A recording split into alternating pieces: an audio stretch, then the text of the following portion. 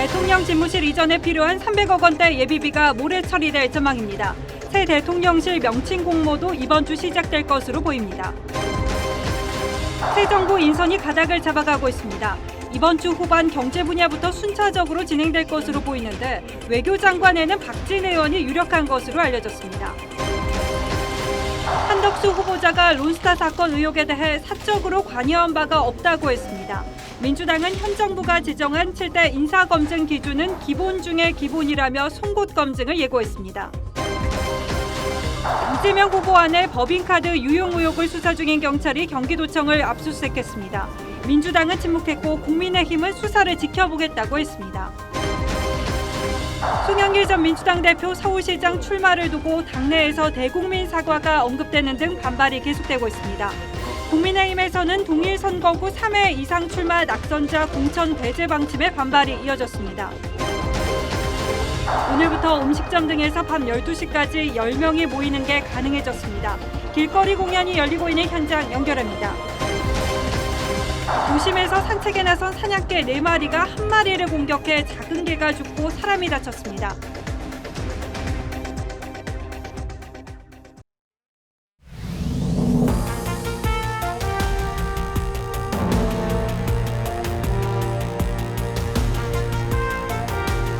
시청자 여러분 안녕하십니까? 뉴스9의 신동욱입니다. 청와대와 인수위가 대통령 집무실 용산 이전을 위해 예비비 일부 편성에 합의했다는 소식은 지난주 저희가 단독 보도해드린 바 있습니다. 관련해서 정부가 오늘 조속히 처리하기로 방침을 정했고 모레 임시국무회의를 열어서 300억 원대의 예비비 편성안을 상정하기로 했습니다. 당초 인사위가 요청한 500억 원에는 인수위가 요청한 500억 원에는 미치지 못하지만 이렇게 물꼬를 터놓고 단계적으로 대통령 집무실을 이전하겠다는 것이 인수위의 구상입니다. 윤 당선인이 약속한 새 대통령실 명칭 공모도 이번 주에 시작될 전망입니다. 오늘 뉴스9는 이채림 기자의 보도로 시작하겠습니다. 정부는 오늘 전해철 행정안전부 장관 주재로 기재부, 국방부 등 관계기관 회의를 열고 대통령 집무실 이전 관련 예비비 소요액 등을 점검했습니다. 행안부는 인수위 활동에 적극 협조하겠다면서 조속한 처리를 위해 임시 국무회의를 통해서라도 예비비를 처리할 방침이라고 밝혔습니다. 정부와 윤 당선인 측은 보안시설 등 일부 부분에 대한 예산 정리가 아직 끝나지 않았다며 내일 국무회의가 아닌 모레 임시 국무회의에서 해당 안건을 처리하기로 의견을 모은 것으로 전해졌습니다.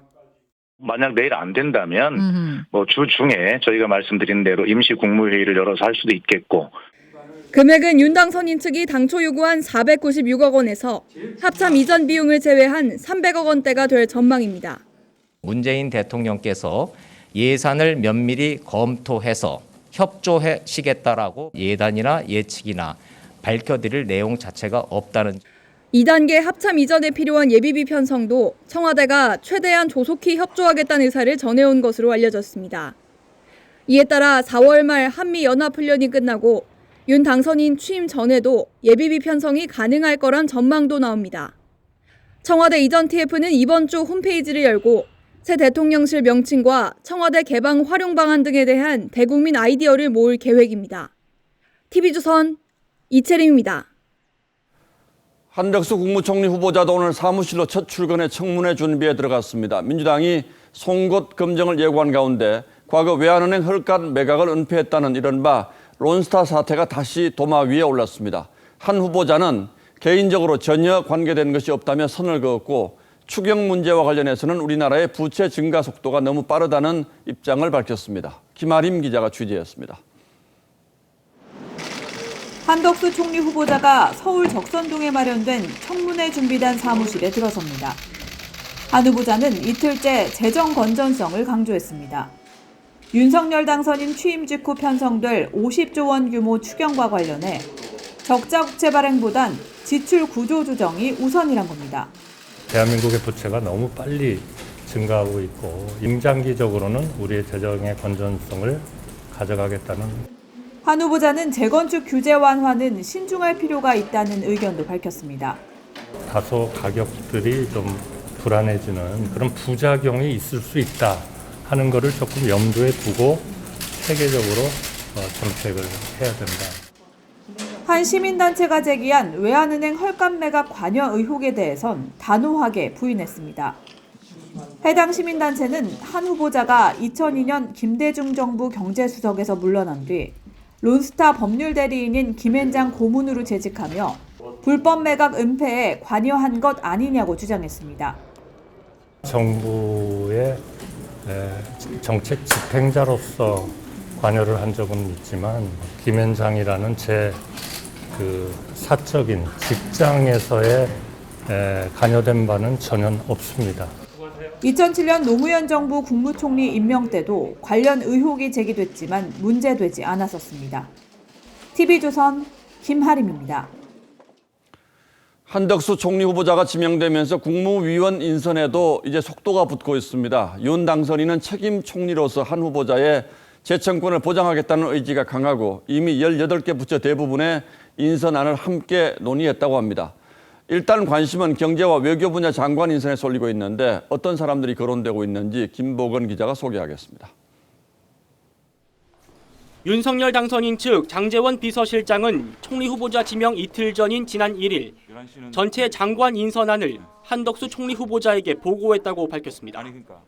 이를 바탕으로 그제 샌드위치 회동에서 윤 당선인과 한 후보자가 인선에 대해 3시간가량 대화를 나눴다는 겁니다. 법에 보장된 총리의 인사 재청권이 실질적으로 효력을 발생한 순간이라고 생각을 합니다. 공동정부를 약속한 안철수 인수위원장과의 논의 절차를 거친 뒤 이번 주 후반 경제 분야를 시작으로 다음 주 중 사회와 외교 안보 등이 순차적으로 발표될 전망입니다. 경제부총리 겸 기재부 장관에는 추경호 국민의힘 의원, 금융위원장엔 최상목 인수위 경제1분과 간사, 경제수석엔 김소영 서울대 교수가 유력하게 거론됩니다. 외교부 장관엔 박진 의원이 사실상 단수 후보로 거론됩니다. 산업부 장관엔 이창양 경제2분과 간사, 과기부 장관엔 김창경 과기분과 인수위원이 꼽힙니다. 공동정부를 약속한 안철수 인수위원장 측 이태규 국민의당 의원은 행정안전부 장관 후보로 유력한 것으로 알려졌습니다. TV조선 김보건입니다. 민주당은 한덕수 총리 후보자를 비롯한 국무위원 검증을 단단히 벼르는 분위기입니다. 당선인 측은 한 후보자가 과거 민주당 정부에서 고위 공직을 이미 거친 바가 있어서 비교적 청문회 통과가 수월할 걸로 생각하고 있습니다만 민주당 일각에서는 이미 부적격 총리라는 비판도 나오고 있습니다. 문재인 정부 7대 기준에 맞는 후보를 추천하라는 요구도 내놨습니다. 황정민 기자가 보도합니다. 민주당은 인사청문회 TF를 구성해 한덕수 총리 후보자를 면밀하게 검증하겠다고 밝혔습니다. 일부 의원들은 시대 흐름에 맞지 않는 올드보이, 직언 못할 바지 총리라는 등의 혹평을 쏟아냈습니다. 박홍근 원내대표는 한 후보자를 포함한 국무위원 후보자들에게 문재인 정부의 7대 인사검증 기준을 적용해야 한다고 주장했습니다. 법과 원칙, 공정과 상식, 도덕과 양심의 기준을 충족시킨 후보자들로 엄선해서 요청해 주시기 바랍니다. 7대 기준은 병역 기피, 음주운전 논문 표절 등입니다. 하지만 문성혁 해수부 장관이 위장 전입 기준에 위배됐다는 의혹에도 임명되는 등 제대로 지켜지지 않았다는 지적이 있었습니다. 야당 동의 없이 임명한 장관급 인사도 34명입니다. 국민의힘은 문재인 정부 7대 기준을 거론한 민주당을 향해 내로남불이라고 맞받았습니다.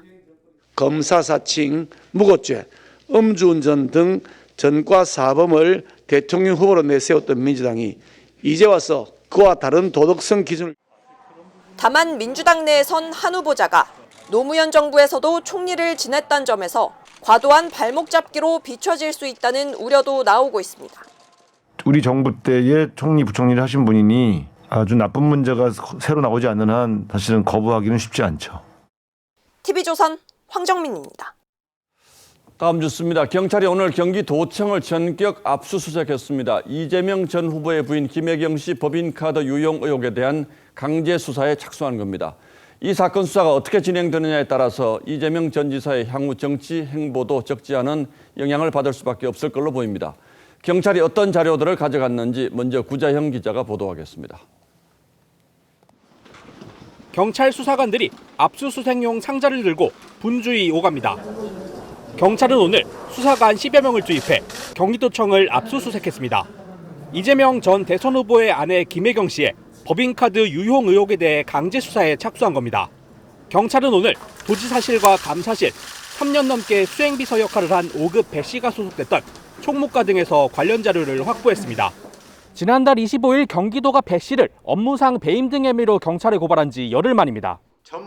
경찰은 앞서 지난달 14일 고발인인 장영하 변호사도 소환 조사했습니다.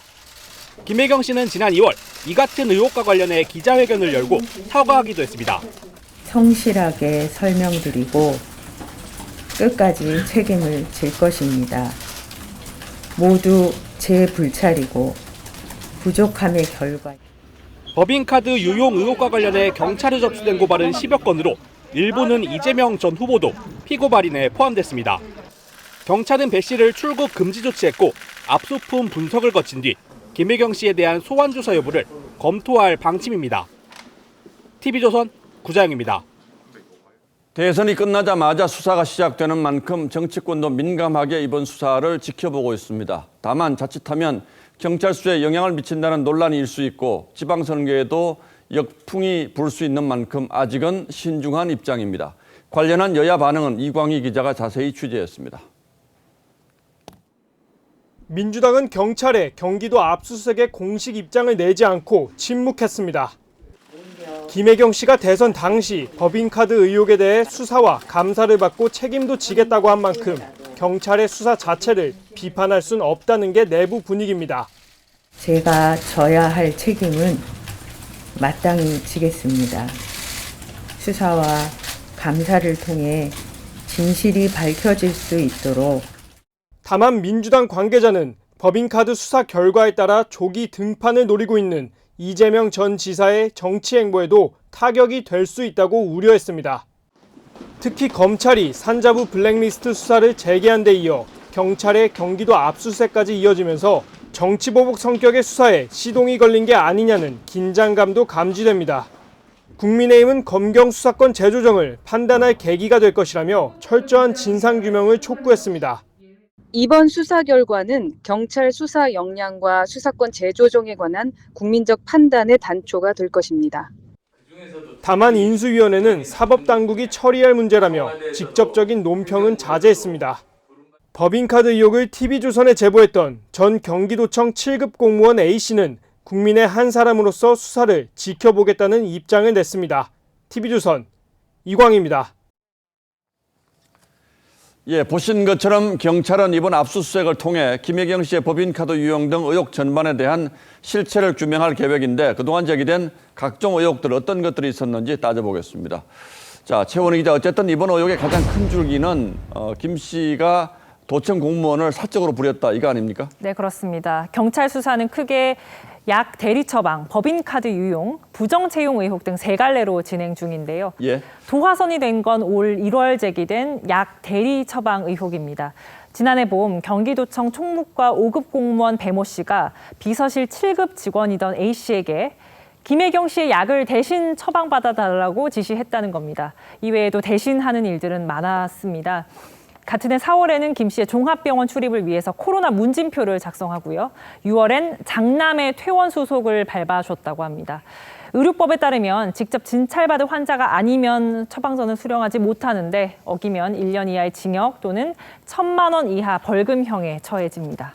그리고 법인카드를 사적으로 유용했다는 의혹은 선거기간 중에도 크게 논란이 됐었죠. 네, A씨는 음식 배달도 맡았었다고 폭로를 했는데요. 지난해 4월에서 10월 성남과 수원 소재 식당 7곳에서 11건을 자신의 카드로 결제하고 음식을 사서 김 씨 자택으로 배달했는데 이후 결제를 취소하고 경기도 법인카드로 재결제했다고 했습니다.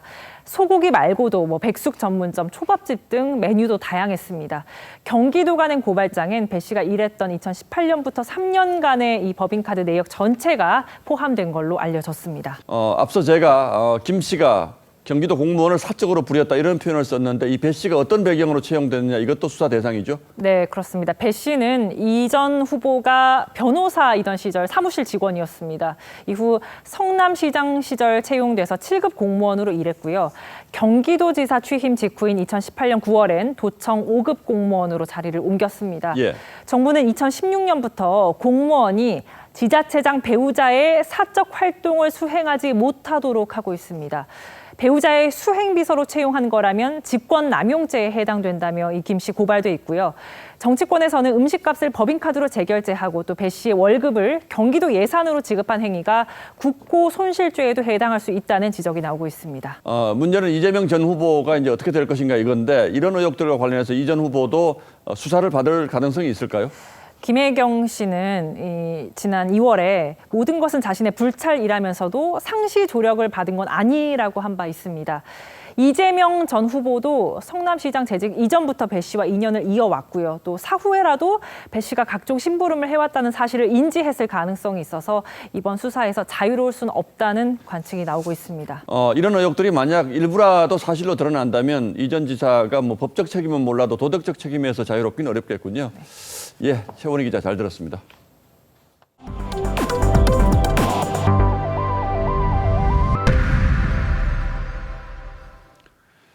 대선 패배 책임을 지고 물러났던 민주당 송영길 전 대표의 서울시장 출마를 두고도 당내 논란과 반발이 커지고 있습니다. 국민에게 설명하고 사과하라는 공개 목소리가 나오는가 하면 정치 윤리가 없다는 비판도 나왔습니다. 정작 송 전 대표는 당을 위해 어쩔 수 없는 선택이었다고 했는데 왜 이런 비판들이 나오고 있는지 고이동 기자가 설명하겠습니다.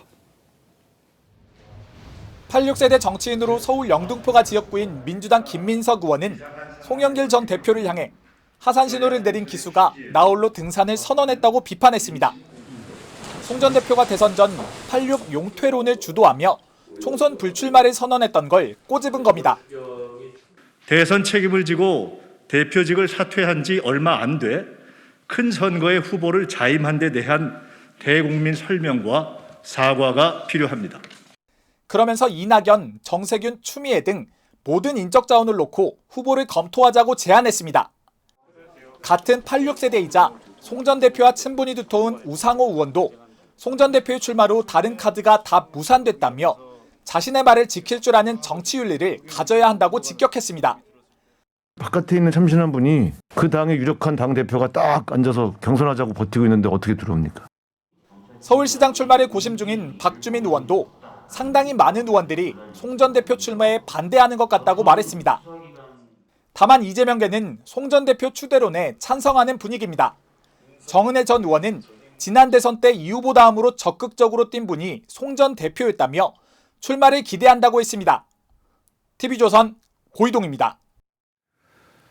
국민의힘에선 원내대표 선거와 지방선거가 맞물리면서 물밑에서 치열한 신경전이 벌어지고 있습니다. 그동안 원내대표 출마를 준비해온 것으로 알려진 김태흠 의원에게 이준석 대표가 충남지사 출마를 설득했고 그렇게 되면 윤 당선인의 핵심 측근인 권성동 의원을 원내대표로 추대하는 쪽으로 방향이 잡힐 것 같다는 게 이태희 기자의 취재 내용입니다.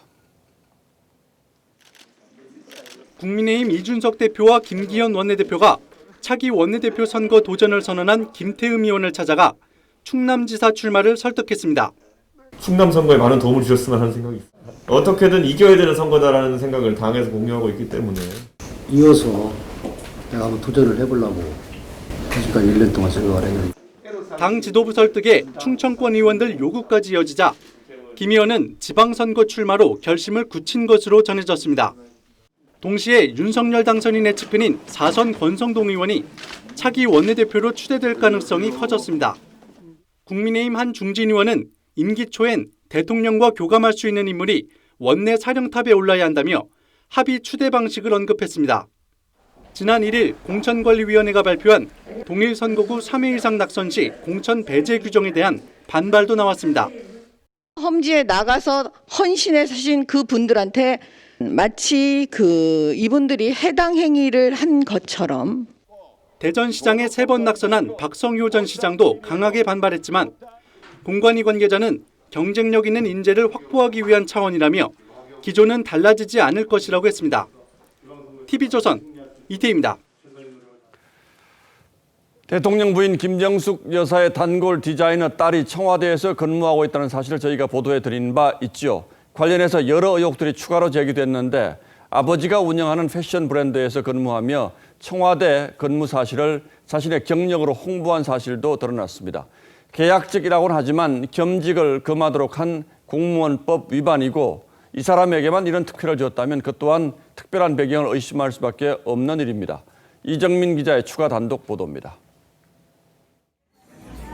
2019년 파리 패션쇼장 무대 뒤에서 분주하게 행사를 점검하는 남성과 여성. 김정숙 여사의 단골 디자이너인 A씨와 그의 딸인 B씨입니다. 2018년 3월 프랑스 파리에서 열린 H 브랜드 패션쇼에선 아버지와 함께 해외 매체와 인터뷰도 합니다.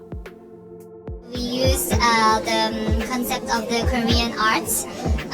We wanted to globalize this Korean arts in Paris. B씨는 글로벌 경력 플랫폼인 링크드인에 2013년부터 현재까지 아버지 A씨와 설립한 H 브랜드에서 근무하고 있다고 썼습니다. 자신을 대한민국 상위 1% VVIP의 전속 개인 스타일리스트로 소개하며 전 세계 50개국 이상의 공식적인 순방에 동행하며 스타일링을 한다고도 했습니다. 기간은 2017년 6월부터 현재까지입니다. 청와대 관계자는 B씨는 계약직 공무원으로 김 여사의 의상 및 행사 의전 등을 2017년부터 해왔다고 밝힌 바 있습니다. 청와대에서 근무하는 동시에 패션 브랜드에서 일하고 파리에서 열린 패션쇼 업무에 관여한 겁니다. 패션쇼는 매 시즌 새로운 비즈니스가 열리는 장입니다. 특히 해외 패션쇼는 디자이너에게 브랜드를 알릴 수 있는 최고의 수단입니다. 공무원법상 공무원은 공무 외의 영리 목적 업무나 겸직이 금지돼 있습니다. 겸직을 하려면 소속 기관장의 허가가 필요합니다. 공무원들이 겸직 금지의 원칙이 있어요. 계약직이든 특정직이든 할 것 없이 원칙적 금지 아주 반드시 필요하다는 것이 입증되지 않는 경우에 특혜라고 볼 수 있죠. 몰랐다면 증명이고. TV조선은 B씨와 청와대에 겸직과 관련해 답변을 요청했지만 양측 모두 답변이 없었습니다. TV조선 이정민입니다. 오늘부터 음식점 등에서 밤 12시까지 10명이 모이는 게 가능해졌습니다. 거리에서 활기가 느껴지지 않을까 싶은데요. 젊은이들이 몰리는 서울 홍대 거리에 노도일 기자가 나가 있습니다. 자, 노 기자, 밤거리 분위기 좀 달라졌습니까? 네, 이곳 홍대에선 코로나로 금지됐던 거리 공연이 재개되고 있습니다. 오랜만에 뮤지션들이 버스킹에 나섰는데요. 공연을 즐기고 있는 시민들 모두 즐거운 표정입니다. 거리두기가 완화돼서 오랜만에 대학 동기랑 놀러 나왔는데 걸어 다니다 보니까 버스킹도 하고 있어서 좋은 것 같아요. 낮부터 홍대 거리를 돌아봤는데요. 자영업자들은 침체됐던 상권이 다시 활기를 찾을 것이라는 기대감에 부풀어 있었습니다. 매출이 많이 좋아지지 않을까, 좀 회복이 되지 않을까 기대를 많이 하고 있습니다. 저번 주말부터 사람들도 많이 나오고 아마 좀 좋아질 것 같아요. 오늘부터는 심야 영화나 심야 공연도 허용됐습니다. 밤 12시 전에 시작만 하면 다음날 새벽 2시까지 관람이 가능한데 발빠르게 심야 영화를 예매한 관객들도 있었습니다. 하지만 코로나 이전으로 돌아가기엔 갈 길이 멀다는 회의적인 반응도 있었는데요. 나라에서 늘렸다 줄였다 손님들이 몰라. 정부는 코로나19 유행이 잦아들면 거리두기를 완전히 해제하는 방안도 검토 중입니다. 홍대 거리에서 TV조선 노도일입니다. 보셨듯 도심 번화가는 코로나 이전으로 돌아간 듯한 모습이기도 한데요. 이제 관심은 조만간 실외에서 마스크를 벗을 수 있을지로 쏠리고 있죠. 아직은 이르다는 게 정부 입장입니다. 하루 확진자는 41일 만에 최저로 내려앉았지만 사망자는 아직 감소세를 보이지 못하고 있는 건데요. 확진자 대면 진료는 오늘부터 동네 병의원으로 확대됐습니다. 성민혁 기자가 보도합니다. 목발을 짚은 환자가 진료를 기다립니다. 정형외과 병원이지만 의료진이 안면보호구에 장갑도 꼈습니다. 확진자를 대면 진료하기 때문입니다. 이 병원은 일반 환자와 코로나 환자를 구강과 신관에 나눠받는 식으로 동선을 분리합니다. 확진자가 대면 진료를 받을 수 있는 병원은 오늘 800여 곳으로 늘었습니다. 대면 진료에 너무 불필요한 두려움 없이 진료 및 수술에 임하게 됐습니다. 일반 의료 체계로 서서히 전환되고 있는 겁니다. 4월 11일부터는 보건소 선별진료소와 임시선별검사소에서 신속 항원 검사가 중단됩니다. 신규 확진자도 41일 만에 가장 적은 12만 7,190명. 정부는 유행이 축소세로 접어들어 하루 확진자 수에 큰 의미 부여를 안 해도 된다고 했습니다. 일상 회복에 신호탄이 잇따르며 무엇보다 실외에서 마스크를 벗어도 되는지에 관심이 집중됩니다. 하지만 정부는 마스크 문제보다 영업시간, 사적 모임 관련 제한을 해제하는 게 우선순위라고 했습니다. 즉 마스크 문제는 사실상 최후에 논의할 방역 조치란 얘기입니다. 하루 평균 사망자도 최근 일주일간 300명을 웃돌아 마스크 논의까지 상당한 시간이 걸릴 수도 있습니다. TV조선 성민혁입니다. 어린이 등 건강 취약계층은 확진 뒤 응급 상황 발생 시 발빠른 대처가 중요한데요. 얼마 전 7개월 아기가 병원을 찾아 헤매다가 숨진 데 이어서 이번에는 18개월 아기가 비슷한 상황에 놓였다가 결국 숨졌습니다. 김승동 기자가 보도합니다. 평택의 한 병원 응급실입니다. 지난달 31일 낮 3시 반쯤 하루 전 코로나19에 확진됐던 18개월 A군이 의식을 잃은 채 이 병원을 찾았습니다. 아이는 병원으로 이송된 지 1시간여 만에 결국 숨졌습니다. 경기 이천에 살던 A군은 이날 낮 1시 27분쯤 고열과 경련 증상을 일으켰습니다. 부모가 119에 신고해 구급대가 10여 분 만에 도착했지만 아이를 이송할 병원을 배정받는 데만 40분이 걸렸습니다. 하지만 배정받은 병원은 집에서 60km 떨어진 평택이었고 차로 1시간을 급히 달려갔지만 아기는 끝내 숨지고 말았습니다. 영화 전담병원으로 가야 되는데요. 보건소에서 배정을 해줘야 돼서 기다렸다는 거죠. A군 부모는 이미 오전에도 병원 진료를 요청했지만 제대로 된 치료를 받지 못했습니다. 병원에서는 대면 진료가 안 되고 수액제 처방을 해서 아이가 이제 좀 증상이 다시 나타나서 병상배정을 재신청해가지고 앞서 지난 2월 수원에서도 확진된 7개월 아기가 병상을 찾아 헤매다 제때 치료를 받지 못해 숨졌습니다. 이후 정부가 소아 우선 병상과 전담 병원을 늘렸지만 2달 만에 또 안타까운 희생이 반복되고 말았습니다. TV조선 김승돈입니다. 경기 가평 계곡에서 남편을 살해한 혐의로 조사를 받던 아내와 30대 남성이 돌연 자취를 감춰서 공개 수배가 내려졌었죠. 이 두 사람이 가평 사건 전에도 수차례 범행을 시도하고 사전에 현장 답사까지 했던 정황이 새롭게 포착됐습니다. 하지만 공개 수배 전환 엿새째에도 이들의 행방은 여전히 오리무중입니다. 윤수아 기자입니다. 피의자 이은혜와 공범 조연수는 2019년 6월 피해자 목숨을 앗아가기 전 경기도 가평군 용소계곡을 사전 답사한 것으로 알려졌습니다. 범행 전 2차례 살해 시도도 있었던 것으로 파악됐는데 두 범행 시도 장소 역시 사전 답사한 정황이 새로 불거졌습니다. 독성 음식물로 범행을 시도한 2019년 2월 강원도 양양군 펜션에 이어 용소 계곡과 유사하게 물에 빠뜨리려 했던 경기 용인 낚시터 역시 범행 전 미리 다녀갔다는 게 현지 전언입니다.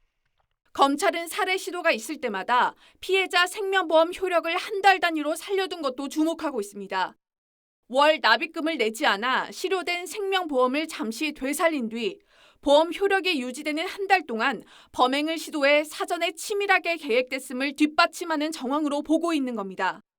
검찰은 지난해 12월 이들에 대한 1차 소환 조사 이전에 이미 출국 금지 통보를 해둔 것으로 알려졌습니다. 2차 소환에 응하지 않고 잠적한 이들 피의자는 휴대폰을 사용하지 않고 넉 달째 은신 중입니다. 경찰은 공개 수배 엿새째 행방이 묘연한 이들 피의자 검거를 위해 인천경찰청 광역수사대를 긴급 투입했습니다. TV조선 윤서아입니다. 주인과 함께 산책에 나선 대형견이 작은 개를 공격하는 일이 또 벌어졌습니다. 사냥개로 불리는 4마리가 한꺼번에 소형견 1마리에 달려든 건데요. 개가 죽고 말리던 사람도 다쳤습니다. 어쩌다 사냥개 4마리가 도심 산책을 하게 된 건지 박건우 기자가 전하겠습니다. 사냥개 여러 마리가 한 남성을 에워싸더니 남성이 품에 안은 작은 푸드를 공격하기 시작합니다. 남성이 애써 막아보지만 역부족입니다. 어떡해! 어제 낮 4시 55분쯤 광주 시내에서 사냥개의 일종인 하운드 4마리가 산책 나온 푸들과 견주 49살 A씨를 공격했습니다. 아저씨 도망가고 여기에서 있는데 나중에 강아지 뺏기고 산책하려고 건물을 나서던 하운드 견주는 4마리가 동시에 뛰쳐나가자 목줄을 놓친 것으로 알려졌습니다. 푸들과 견주를 공격한 하운드 4마리는 당시 목줄과 입마개를 하지 않은 상태였습니다. 푸들은 끝내 목숨을 잃었고 견주도 손목과 손가락 등에 부상을 입었습니다. 전문가들은 반려견이 야생 본능이 강한 종류일수록 어릴 때부터 훈련과 교육이 중요하다고 강조합니다. 사냥하는 개라고 딱 명시돼 있어요. 이미 본능이 나오는 순간에는 이거는 터치가 안 돼요. 사냥개인 중형 하운드는 현행법이 입마개 의무 착용을 규정한 5대 맹견에서는 제외된 견종입니다. TV조선 박건우입니다. 넉 달 전 충남 보령에 국내 최장 해저 터널이 뚫려서 이동 시간 단축은 물론이고 국내 기술력을 두고도 감탄이 터져 나왔는데요. 이 터널에서 위험천만한 일들이 벌어지고 있었습니다. 터널 안에서 카 레이싱이 벌어지는가 하면 뜀박질을 하기도 했는데요. 이승훈 기자가 취재했습니다. 자동차 세대가 터널 안에 멈추더니 급출발을 하며 속도 경쟁을 시작합니다. 24살 A씨 등 3명은 지난 1월 30일 새벽 3시쯤 보령 해저터널에서 시속 120km로 레이싱을 벌였습니다. 서로 심판까지 보며 3차례 경주를 반복했습니다. 호기심 때문에 그렇답니다. 서해안 놀러 왔다가 터널이 있으니까 터널이 좀 길고 그러니까 이렇게 2km씩 잘라서 경주 한번 해보자. 터널 안에 차를 세우고 갑자기 뜀박질을 합니다. 터널 운행이 불가능한 오토바이 10여 대가 줄지어 내달립니다. 바닷속 80m 깊이에 만든 국내 최장 보령 해저터널에서 벌어진 일들입니다. 넉 달 전 개통한 뒤 지금까지 차량 20만 대가 다녀갔는데 터널 내 불법 행위도 30여 건이 적발됐습니다.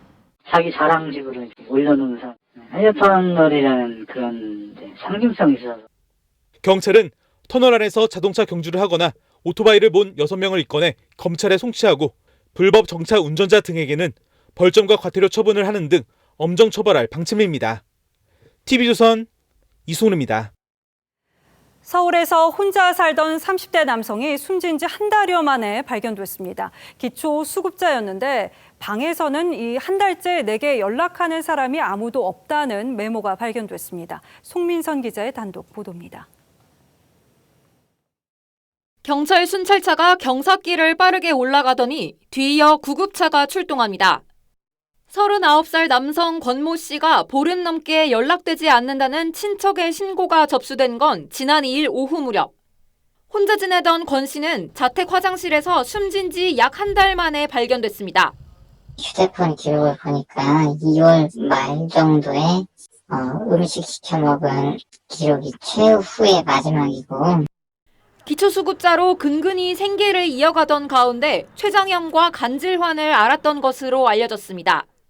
그거 오늘 했고요. 간에서 병변이 확인이 되는데 권 씨가 살던 빌라입니다. 공용 현관 앞에는 이렇게 대부업체가 권 씨에게 보낸 등기 확인 스티커가 붙어 있습니다. 경찰은 생활고를 겪던 권 씨가 고독사한 것으로 보고 있습니다. 권 씨가 살던 방 안에선 요즘 건강이 안 좋아지는 게 느껴질 정도여서 이렇게 글이라도 쓴다. 글이 끝나는 날이 내가 죽는 날일 것이라고 쓴 메모가 발견됐습니다. 또 한 달 동안 나에게 연락한 사람이 아무도 없다는 내용도 포함된 것으로 전해졌습니다. 권 씨와 함께 살던 어머니는 치매에 걸려 2016년 요양병원에 입소한 것으로 파악됐습니다. TV조선 송민선입니다. 서울시는 이렇게 복지 사각지대에서 나 홀로 죽음을 맞는 일을 막겠다면서 1인 가구의 안부를 수시로 확인하는 살피미 서비스를 도입했는데요.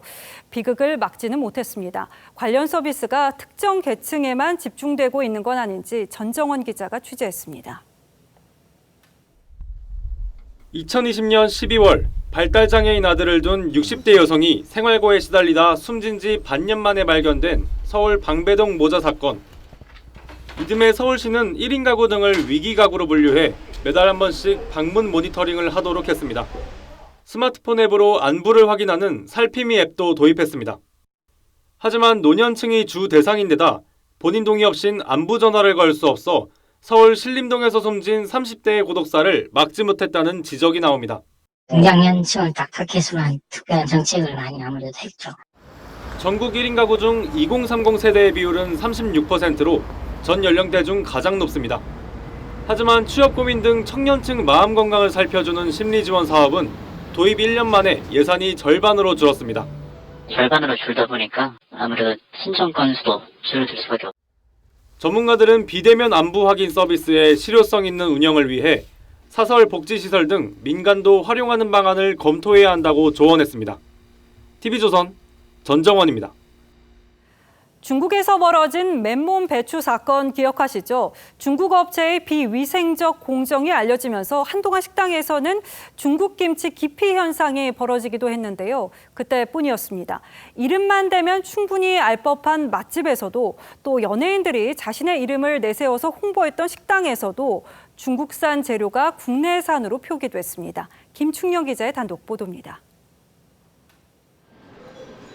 서울 광화문의 유명 맛집입니다.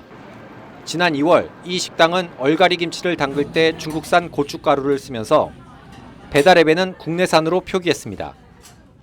유명 연예인 부부가 운영하는 반찬 가게인데 이곳은 중국 김치로 묵은지 볶음을 만들어 놓고 역시 국내산이라고 썼습니다. 농산물 품질관리원이 최근 1년간 원산지 허위 표기를 분석해보니 4건 중 1건은 김치였습니다. 김치 외에도 돼지고기, 밀가루 등 허위 표기는 다양합니다. 작년 12월 대구 명물이라는 이 빵집은 중국산 팥을 국내산으로 표기했다 걸렸습니다. 전국 300개 이상 가맹점을 보유한 일식 프랜차이즈는 1년 동안 점포 4곳이 적발됐습니다. 소비자들은 허탈합니다.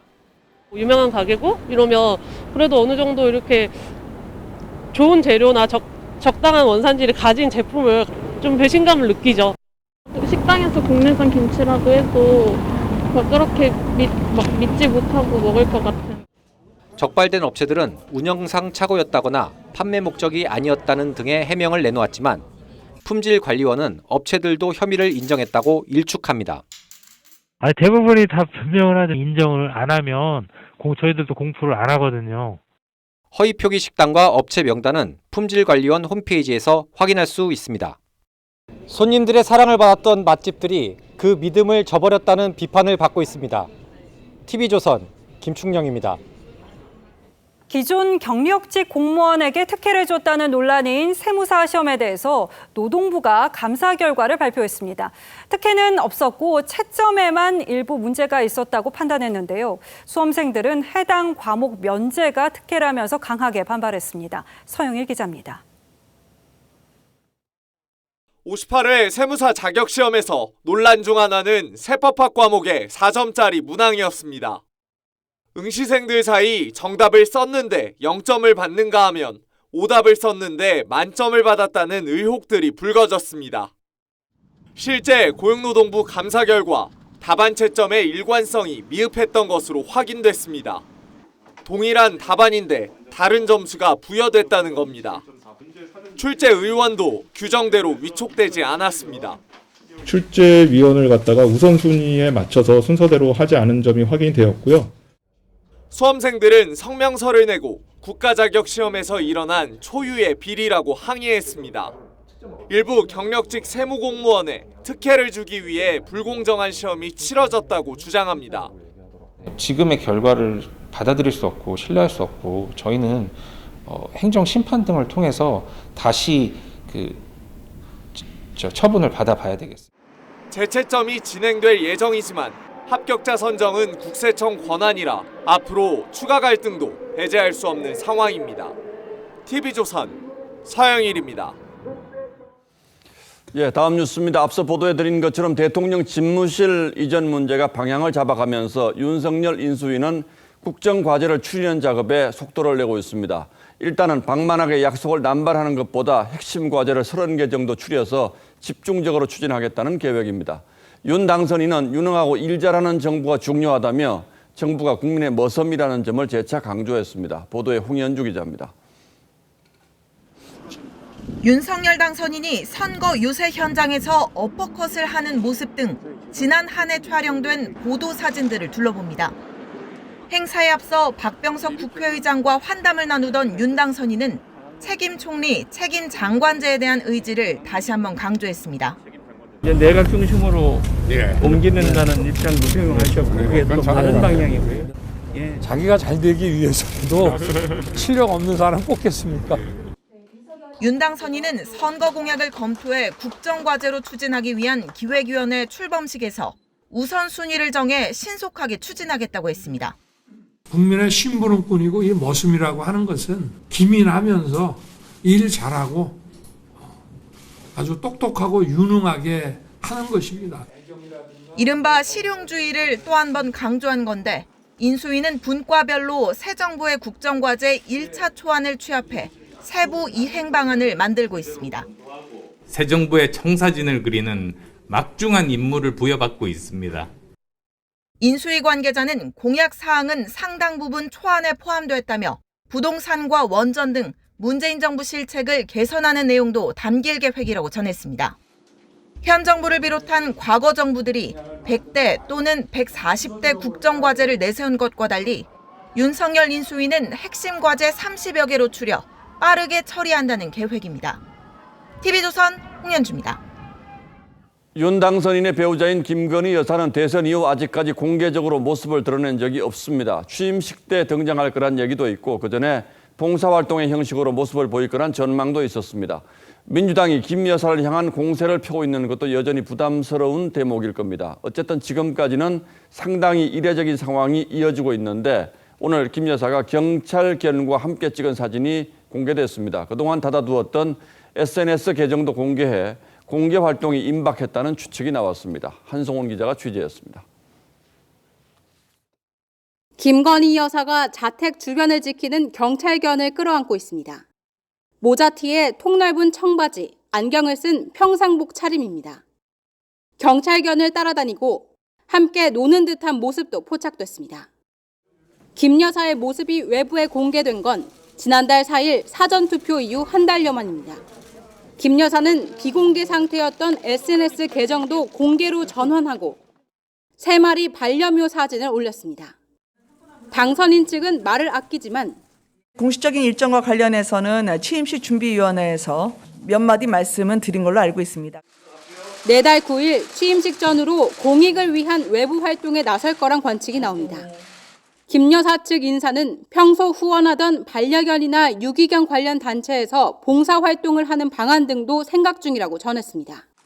대선 직후 김 여사는 주변에 정부의 손길이 미치지 못하는 사회의 그늘진 곳에 당선인이 관심을 가질 수 있도록 함께 노력하겠다는 메시지를 전한 바 있습니다. TV조선 한송원입니다. 러시아군이 우크라이나 민간인을 집단 학살한 증거가 나왔습니다. 민간인 시신 수백 구가 매장된 곳이 확인됐는데요. 잔혹한 전쟁 범죄에 러시아를 추가 제재하라는 분노가 커집니다. 최우정 기자입니다. 교회 앞마당에 큰 구덩이가 보입니다. 집단 학살 희생자들이 여기에 묻혀 있습니다. 퇴각하던 러시아군은 민간인의 총구를 들이댔습니다. 손발이 묶인 시신까지 참혹한 만행에 생존자들은 아직도 치를 떱니다. Ішов брати дрова, і відки не візьмись, вони почали стріляти. То попали чуть вище п'яти, ну, кістку, роздробили повністю. 우크라이나는 여기에 매장된 시신만 300구 이상으로 추정했습니다. Bucha massacre is most outrageous atrocity of the 21st century. Russia is worse than ISIS in the scale and the ruthlessness. 국제사회는 분노했습니다. 전범 재판과는 별개로 It is also extremely important that the International Criminal Court has opened an investigation into potential war crimes. 서방은 추가 제재를 예고했습니다. 러시아와 무역을 하는 상대 국가에 대한 2차 제재와 에너지, 광물, 운송 분야에서도 추가 제재가 거론됩니다. 러시아는 부차에서의 영상은 우크라이나가 연출한 것이며 그 배우는 미국이라고 주장했습니다. TV조선 최우정입니다. 미국에서 총기 사고의 악몽이 되살아나고 있습니다. 사람이 밀집한 장소에서 잇따라 총기 난사 사건이 발생했는데 인명피해가 컸습니다. 이유진 기자입니다. 한밤중에 길거리에서 몸싸움이 벌어집니다. 밀치고 넘어지고 아수라장이 된 순간 총을 난사하는 소리가 이어집니다. 놀란 사람들이 소리를 지르며 달아납니다. And everybody was running against each other, like running into each other, and yeah, it was just crazy. 경찰이 현장에 도착했을 때 6명은 이미 숨진 상태였습니다. 총에 맞은 12명 가운데 최소 4명이 중상입니다.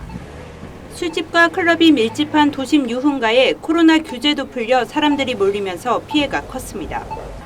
범행에 쓰인 걸로 추정되는 총기를 확보한 경찰은 달아난 용의자를 쫓고 있습니다. We have confirmed that there are multiple shooters. Investigators are currently interviewing numerous witnesses. 같은 날 텍사스주 댈러스 야외 콘서트장에서도 총격 사건이 벌어졌습니다. 용의자가 무차별 난사한 총에 맞아 20대 남성 1명이 숨지고 청소년 3명 등 11명이 다쳤습니다. TV조선 이유진입니다. 오늘 저녁 7시 40분쯤 경기 하남시 남한산성 인근 청량산에서 불이 나 산림당국이 진화에 나섰습니다. 산불 진화대원 80여 명이 투입돼 현재 진화 작업을 벌이고 있습니다. 산불은 남한산성 북쪽 방향으로 확산 중입니다. 하남시청은 인근 주민의 대피 문자를 보냈습니다.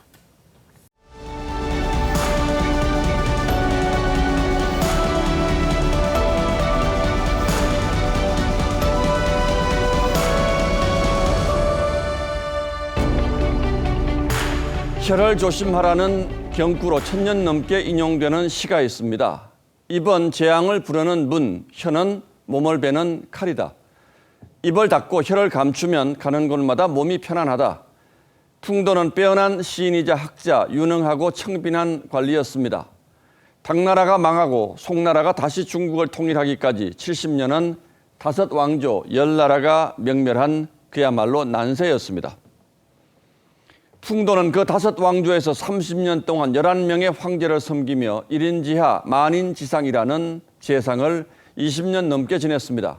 그래서 처세의 달인이라는 평가를 면치 못했죠. 하지만 아부만 일삼는 사람이 30년이나 중용될 수는 없는 법입니다. 그는 탁월한 행정가였고 함부로 적을 만들지 않았으며 황제에게도 넌지시 쓴소리를 했습니다. 군주가 아니라 나라와 백성에 충성하며 끝없는 전란 속에서 적어도 백성 100만 명의 목숨을 구했다는 얘기도 들었습니다. 조조가 치세 능신, 난세의 간웅이라면 풍도는 난세의 능신이었던 겁니다. 새 정부의 첫 총리 후보자로 지명된 한덕수 전 총리는 보수, 진보를 가리지 않고 내 정부에서 중용돼 고위 요직을 두루두루 거쳤습니다. 박정희 정부부터 7 대통령을 보좌해 행정의 달인이라는 별명을 얻은 고건 총리의 버금가는 이력이죠. 한 후보자는 요동치는 국제 정세와 경제 난국에서 국정 경험이 부족한 윤석열 당선인을 적절히 보완하리라는 기대를 모읍니다. 당선인과 한 목소리로 협치와 통합, 권력 분산과 책임 총리를 말하는 것 역시 시대 정신에 부합합니다. 국회 문턱을 넘기 위한 현실적인 계산도 엿보입니다. 그런 만큼 신선함이 떨어진다는 지적을 피하긴 어렵고 풍도처럼 엇갈리는 평가도 없지 않습니다. 노무현 전 대통령은 당선자 시절 총리는 몽도를 받쳐주는 받침대여야 한다고 했습니다. 그렇듯 8살 위 고건 총리는 노 대통령을 예우했고 두 사람 사이에 껄끄러운 소리가 나온 적은 거의 없었습니다. 하지만 탄핵 정국을 거친 뒤 장관 인사 재청권 문제로 서먹하게 결별했고 노 전 대통령은 고건 총리 기용을 실패한 인사라고 하기에 이르렀죠. 총리의 권한을 둘러싼 이견이 두 사람을 갈라놓는 분기점이었던 겁니다. 윤석열 정부가 직면할 전국은 그 어느 정부의 출범 초기보다 가혹할 거라고들 합니다. 당장 지방선거를 눈앞에 두고 있고 나라 안팎의 사정도 만만치 않습니다. 자칫하면 큰 바다로 나가보기도 전에 배가 좌초할 수도 있습니다. 그런 점에서 한 전 총리 기용이 적절했는지 의문이 있을 수 있습니다. 때문에 한덕수 후보자에게는 난세 능신을 넘는 슬기와 경륜을 펼쳐 보일 과제가 놓여 있습니다. 그리고 이 모든 것보다 중요한 건 윤석열 정부를 선택한 국민의 뜻이 무엇이었는지 깊은 성찰이 있어야 할 겁니다. 4월 4일 앵커의 시선은 나라와 국민만 생각하기를 이었습니다.